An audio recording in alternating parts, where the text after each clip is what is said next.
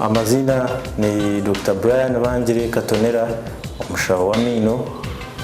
Erizoba tuzagamba hari ibitukira kureba ibizibu bitukira kureba ombarwire bakutwishikira mbwe n'ababwire bamino.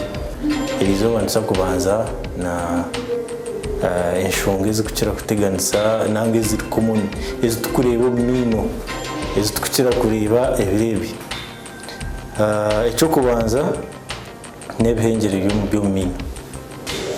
Ebihengere ni bukwata agamina go kureba gakwera gutukurumsa kizamu kirufu ekikoko kirirya kirifumura haza kiretera omuntu yashasha kiretera omuntu yazimba kiretera omuntu yabura obusingi.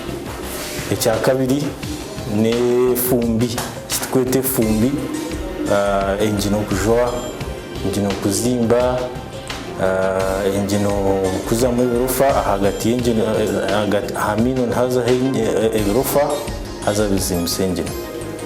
Ekyo nakyo n'ikizibu kitukira kureba kwate n'akanwa kitaho akanwa kita. Ekya kashatu tukira kureba ebironda byo mu kanwa. Ebyo bironda byo mu kanwa nibiruta uburwire kukurwara nkaburisha ugira ikironda kikuzibira kurya kikuzibira okugambaje. Cyakana tugira okuzimba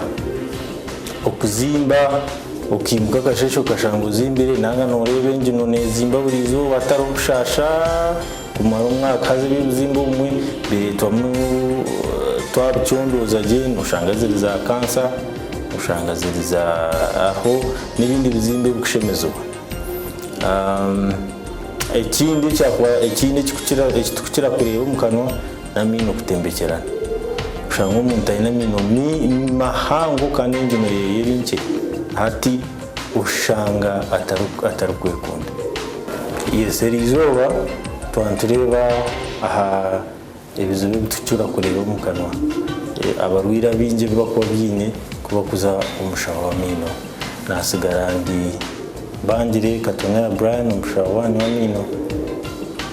Nyencha kare tusakongerera aha yecho tugambe aha numanyiso ki ubu kumanyiraho ngo umukanwa hazamwe ikizibu.